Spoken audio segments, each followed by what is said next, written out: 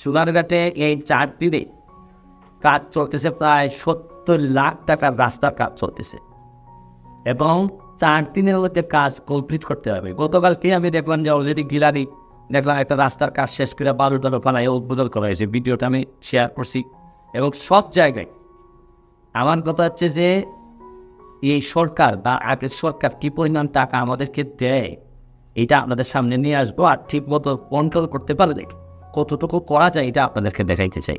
তারপর আমি যেটা বললাম, যারা সবাইরে বললাম যে দেখেন একেবারে গরিব মানুষ কারা আছে তাদেরকে দেওয়ার জন্য ওইখান থেকে আমরা বাদ করে বলে 2 উপজেলায় এই প্রথম মনে হয় ঐচ্ছিক ফান্ড নিয়ে আমি আগে জানতাম না, এই আসছি।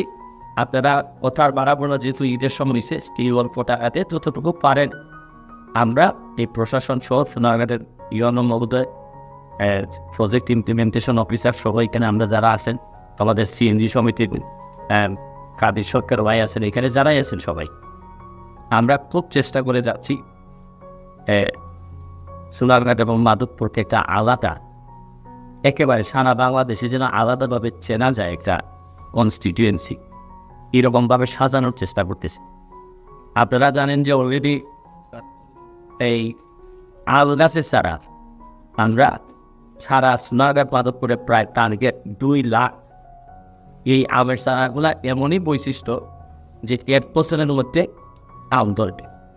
তো গত বছর আমরা অলরেডি আমি এমপি হওয়ার আগে 37,000 আমের চারা সোনারঘাট মাধবপুরে দিয়েছিলাম। ওই সময় তো আমার অত এমপি না, যেহেতু ওই সময় আমার নিজের ফান্ড থেকে দিচ্ছি, এইবারও আমি নিজের ফান্ড থেকে দিতেছি, এটা সত্য। কিন্তু এমপি হিসাবে তা সুবিধা আমি নিছি। কী সুবিধা আমি নিছি? যেমন আগে আমি এমপি হওয়ার আগে ব্যারিস্টার হিসাবে যে ফি পাইতাম হাইকোর্টে, মানে আমার প্রফেশনে, এখন এমপি হওয়ার উপর দেখা যায় ফিটা আরও বাড়ছে। তো এইটা তো আসলে এমপি হিসাবের কারণেই বাড়ছে। তাই আমি মনে করি আমার ইনকামের মধ্যে আপনাদের, আমার রুজির মধ্যে আপনাদের এটা অধিকার আছে। এই জন্য এই টাকাটা দিয়ে আমি চাইতেছি সরকারিভাবে এমন বরাদ্দের কোনো সিস্টেম আমরা পাই নাই যে কীভাবে কাজ দেওয়া যায়।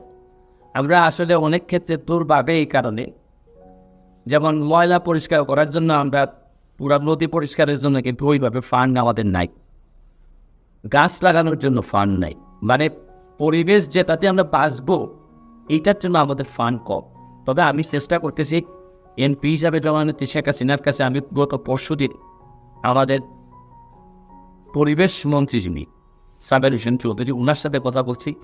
উনি আমাকে বলছেন যে আপনার যে গাছ লাগানোর প্রজেক্টটা আপনি যে লাগাচ্ছেন এটার একটা কনসেপ্ট আপনি আমার পাঠান, যদি এটা আমার পছন্দ হয় তাহলে আমি সারা বাংলাদেশে এটা চালু করবো। এটা একটা বড় ইমপ্রুভমেন্ট বা অ্যাচিভমেন্ট আমি মনে করি। আমি চেষ্টা করব এটা করার জন্য। আর আগামী 23 তারিখে মানে হচ্ছে সোমবারে আমার মহান সংসদে আমার বক্তৃতার বিষয় আছে। প্রথম আমি বাজেটের উপর বক্তৃতা দেব। তো আমি চেষ্টা করতেছি, আমি ইউনো মহোদয় এবং যারা আছেন আমাদের প্রশাসনের, আমি একটা ইনফরমেশন আপনাদের কাছে চাই।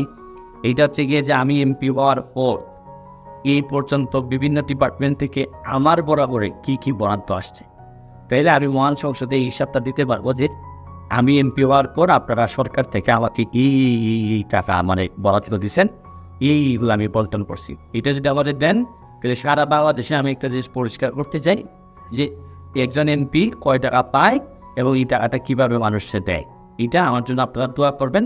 সবাইকে নিয়েই এই বৃষ্টির দিনে আমি আপনাদেরকে বলতে চাই যে বৃষ্টির দিনে কষ্টটা আমাদের বেশি হয়, রাস্তাঘাট বিভিন্ন কারণে বিভিন্ন জায়গায়।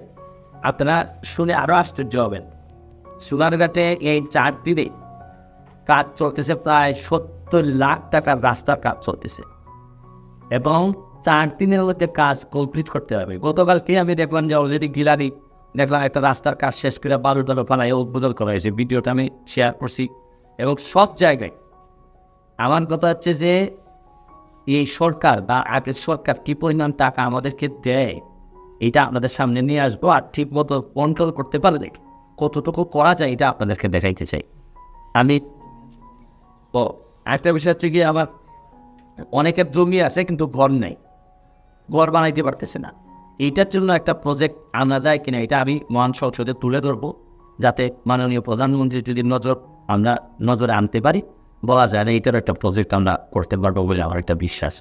আমি বলতে পারেন যে নাওয়া খাওয়া বাদ দিয়া রাইতে 2টার সময় মানুষ যায়, আবার সকালে 7টার ভিতরে আবার মানুষ চলে আসে। তারপরে আবার জীবন মনে করতেছি যে যতটুকু ইবাদত মনে করে করতেছি, তো যার কারণে আমার ওই যে কষ্ট হইলেও মন ভাঙে না।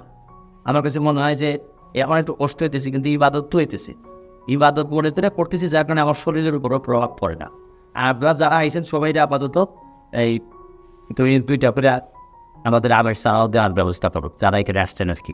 তাহলে এই টাকার সাথে সাথে আমের চারাটাও তারা লাগাইতে পারবেন। সুন্দর করে সিস্টেমটা বলে দিবা কীভাবে লাগাইতে হয়। আর গাছটা একটু পরিচর্যা করতে হবে। আমার বাচ্চা মনে করেন যে আপনার ঘরে আমার একটা বাচ্চা আমি দিয়ে দিছি আর কি। Thank you.